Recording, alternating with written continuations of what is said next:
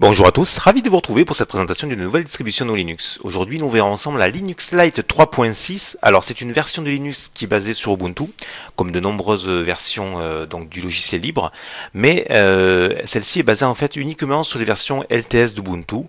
Et pour cette version 3.6, donc, nous sommes sur la version d'Ubuntu de Xenial Xerox, celle d'avril 2016 donc. Alors, sans plus attendre, on va lancer la machine virtuelle et puis on va voir un petit peu ce que cette distribution a à proposer. Alors c'est une distribution que j'avais déjà présentée au mois de juin 2016 en fait, dans sa version 3 points quelque chose me semble-t-il, il faudra que je vérifie sur le blog.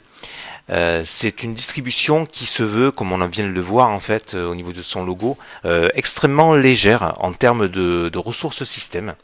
Donc elle peut intéresser les personnes qui ont des ordinateurs avec 1 Go de RAM, 1 Go 5, 2 Go de RAM, donc distribution qui est, semble-t-il, idéale pour faire revivre un PC un peu ancien, un PC qui commence à avoir un peu de bouteille. Alors lorsqu'on installe cette version, donc là je fais l'installation en dur en fait, tout simplement, pour vous présenter le système tel que vous pourrez l'avoir lorsque vous l'aurez installé en dur, c'est-à-dire définitivement sur le disque dur de votre machine. On se retrouve donc avec ce panneau de bienvenue, alors malheureusement toujours en anglais, avec ici la possibilité donc d'installer les mises à jour, la possibilité de mettre à jour les drivers AMD, drivers Nvidia, suivant votre système, la possibilité, alors ça c'est assez étonnant, de faire un point de restauration. J'avoue avoir très peu vu cette option sur les systèmes GNU Linux. J'aimerais bien voir ce que ça donne, donc on pourrait regarder ça ensemble. Et puis la possibilité bien sûr d'installer donc le langage approprié en fait à la zone où vous vous trouvez. Voilà. Après, vous avez donc les différentes autres possibilités, c'est-à-dire les forums d'aide, la base de données sur le matériel, le manuel, le support en ligne, etc. Puis la partie de dons pour supporter le projet. Puis les comptes, différents comptes sur les réseaux sociaux de la distribution. Alors, qu'est-ce que cette distribution a d'intéressant? Bien tout simplement, on va dire son poids, sa consommation en ressources système, comme je disais. Donc si on fait un petit htop, on vérifie tout de suite, voilà. Donc on est au démarrage, vous voyez, on se stabilise, on est aux alentours de 400-430 mégas consommés. Alors, c'est pas la distribution la moins gourmande. On n'est pas proche d'une open box ou d'une Debian avec un bureau LXDE ou des systèmes qui sont vraiment très très proches des 200-250 mégas. Mais vous voyez qu'on est quand même, là on se stabilise, on est en dessous de 400 mégas. Donc ça reste relativement correct. On va dire que pour une personne qui a un système avec 1 giga, 1 giga 5 de données, ça peut être une solution alternative intéressante. On peut s'apercevoir aussi qu'au niveau processeur, elle n'est pas extrêmement gourmande. Elle reste relativement sobre dans ce domaine. Alors, qui dit Ubuntu LTS, bien dit noyau LTS. Et pour le coup, en fait, on est sur un noyau un petit peu, j'allais dire vieillissant, mais on est tout simplement sur un noyau 4.4, donc noyau qui équipe la Xenial Xerox. Donc on est sur le noyau 4.4 avec l'itération 88. On voit que la mise à jour est effectuée le 20 juillet dernier, donc c'est relativement récent tout de même. On va sortir du terminal et puis on va aller se pencher maintenant au niveau du menu pour voir ce que ce système a à nous proposer. Alors, donc, au niveau des logiciels, donc on peut tout simplement voir ici que pour la gestion des fichiers, on est juste sur un TUNAR 1.6, l'éternel TUNAR 1.6, qui n'a plus trop évolué depuis 2012. On attend une évolution prochaine, c'est un petit peu l'arlésienne, mais ça fait 5 ans que ce bureau en fait stagne dans cette version là, donc on aimerait avoir les bugs de ce logiciel corrigé et des versions beaucoup plus récentes. Bon, après TUNAR, c'est un logiciel qui fait le boulot. Moi je lui préfère un équivalent PCman FM qui a des versions beaucoup plus récentes avec des mises à jour fréquentes. Alors, lorsque vous installez le système, tout n'est pas mis à jour, donc il faudra passer par un outil de mise à jour via ici tout simplement les paramètres ici. Et donc on se plongera au niveau de tout ce qui est langue pour pouvoir justement ajuster le système et mettre à jour. Alors, ils ne l'ont pas mis ici, en fait je suis tout simplement passé par l'outil langue qui est présent Voilà, prise en charge des langues. Donc c'est cet outil-là que vous allez démarrer pour pouvoir justement mettre à jour en français, puisque malgré l'installation en français, j'ai été obligé de passer par l'anglais au départ, ce qui est un petit peu rébarbatif, je dirais. C'est pas insurmontable, mais c'est un petit peu dommage lorsqu'on fait une installation en français, d'avoir après la surprise d'avoir les répertoires en fait qui ne sont pas francisés. Donc, prise en charge de la langue, on supprime l'anglais hein, si vous le souhaitez, et puis on installe le français, voilà, différentes variantes de français selon votre utilisation. Après ici, rien de bien nouveau, on est sur du XFCE, hein, donc avec les différentes catégories classées ici, avec les différentes possibilités. Là, de ce côté-là, ça reste du grand classique. Pour la mise en français, en fait, vous avez un script qui détectera automatiquement le langage choisi. Et lorsque vous reloguerez une deuxième fois, eh bien vous aurez, on vous demandera si vous voulez passer les répertoires en français. Donc ça reste automatisé. Ça me rappelle un peu le même système qui est installé sur la Chalette OS, me semble-t-il. Zorin OS le fait également. Non, excusez-moi, la Chalette OS ne le fait pas, il faut le faire manuellement. C'est Zorin OS qui propose en fait la mise à jour en français des répertoires avec un script automatique, mais la Chalette OS, ça se fait à la main. J'en parlerai un petit peu plus tard d'ailleurs de cette Chalette OS dans les semaines qui viennent.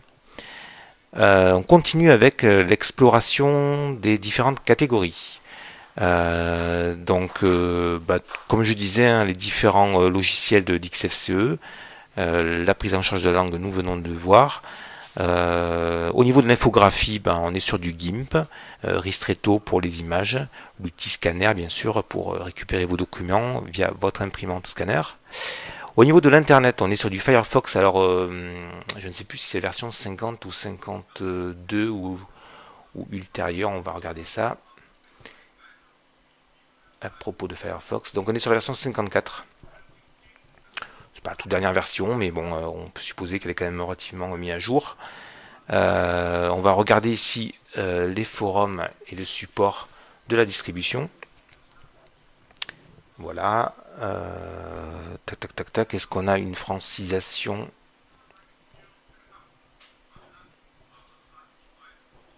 Apparemment, c'est pas le cas, donc il faudra quand même encore faire appel à votre anglais pour pouvoir justement éventuellement poser quelques questions concernant cette Linux Lite, ce qui peut être rédhibitoire pour certains, et bien éventuellement pour les personnes qui préfèrent avoir une distribution vraiment francophone et francophile à 200%. Ensuite, on continue. Au niveau multimédia, alors est-ce qu'on est sur de l'Umbrella version 2.2? Oui, donc c'est du WeatherWax, une version qui est un petit peu ancienne. Oui, de toute façon, on est au niveau des logiciels, on est sur une base Ubuntu LTS. Hein, donc, on va avoir des logiciels qui datent pour la plupart de 2016.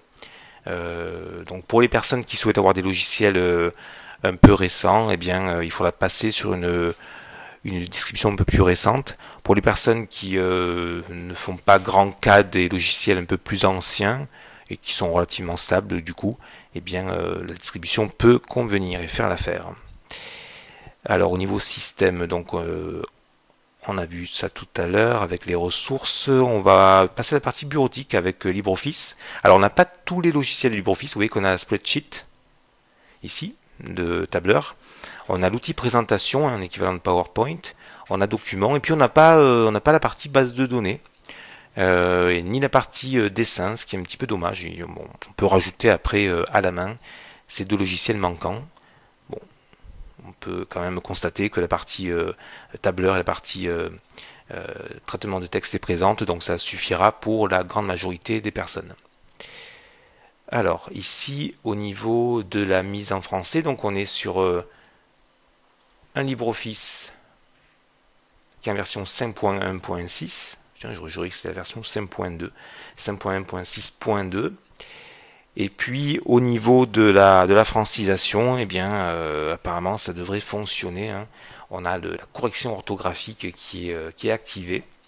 Donc d'emblée, lorsque vous aurez francisé votre distribution avec l'outil langue, je le rappelle, hein, l'outil langue, prise en charge des langues ici, eh bien vous aurez une distribution, enfin un système LibreOffice qui sera en français. Ça c'est plutôt quand même assez agréable. Qu'est-ce que l'on pourrait aussi regarder? Bon, après on a les paramètres, on y est allé tout à l'heure. Bon, après on a la partie apparence. Voilà, donc là vous connaissez au niveau de l'apparence d'XFCE, on peut vraiment modifier comme on veut. C'est vraiment très agréable de ce côté-là avec les différentes icônes que l'on peut changer à loisir avec une ressemblance plus proche d'Ubuntu, des icônes assez différentes suivant les icônes Fenza, etc. Voilà, des icônes de GNOME. Ça c'est chacun qui jugera et qui fera les petites modifications personnelles. Possibilité de modifier la police, la taille de la police aussi. Tac, tac, tac, tac. Au niveau des paramètres de bureau, donc voilà, les différents fonds d'écran qui sont proposés. Bon, ça reste, ça c'est assez personnel. Hein. C'est vous qui ferez les ajouts qui s'imposent au niveau des différents fonds d'écran. Vous rajouterez les fonds d'écran qui vous plaisent concernant vos pérégrinations, vos prises de vue, etc. Donc alors cette distribution, est-ce qu'elle est légère comme une plume, comme son logo en fait le laisse entendre? Alors je dirais oui et non, puisqu'on est quand même sur un système qui consomme, nous l'avons vu, pratiquement 400 mégas de ressources système, une utilisation du processeur relativement correcte, mais on est quand même sur du XFCE, qui n'est pas forcément le bureau le plus gourmand, mais on aurait peut-être aimé avoir une version, on va dire, un peu moins gourmande. Alors, est-ce qu'une version avec tout simplement un bureau OpenBox aurait été peut-être judicieux dans ce cas-là? Pourquoi pas? Là, on est sur du XFCE, on reste quand même sur quelque chose d'assez assez lourd comparé à d'autres bureaux alternatifs qui ont fait énormément de progrès ces derniers temps et qui demandent très très peu de ressources. Voilà donc pour faire un petit tour rapide de la Linux Lite, donc qui pour l'instant est en version bêta, hein, sur cette version 3.6 et qui devrait sortir, je pense, d'ici la rentrée en version définitive, logiquement. Voilà, donc je vais peut-être fermer la machine virtuelle ici. Voilà, donc je vous ferai, comme promis, dans les prochains jours, une présentation de la Debian Stretch, qui est un petit peu l'arlésienne chez moi, puisque je promets la présentation depuis des semaines, et c'est peut-être tout simplement que je ne dois pas la faire encore, et que je dois encore l'utiliser. La Voyager, donc je vous en ai déjà parlé. Je dois aussi vous parler de la Calculette Linux, qui est une distribution qui est vraiment très très solide, hein, basée sur Gentoo. Donc distribution qui peut être vraiment conseillée aux personnes un petit peu aguerries, habituées à Linux et qui souhaitent un bureau vraiment solide.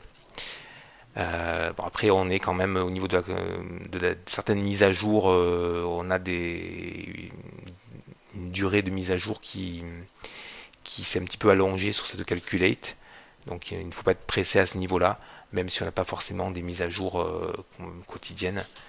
Mais bon, c'est un système qui est vraiment solide. Et puis la Ubuntu Mate, dont je vous ai parlé il y a quelques jours de cela. Voilà. Je reviendrai aussi prochainement, il faut que je le fasse, parce qu'elle est vraiment intéressante, cette GA6.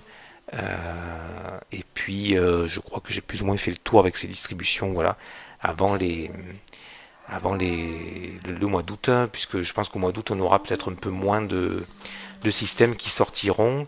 J'attends personnellement un système que je n'ai pas encore ici, qui n'est pas encore sorti, qui est basé donc sur Fedora, Fedora 26, et qui se nomme Viper, donc et justement qui utilise un bureau extrêmement léger puisque c'est une Fedora Remix à base de bureau OpenBox. Voilà.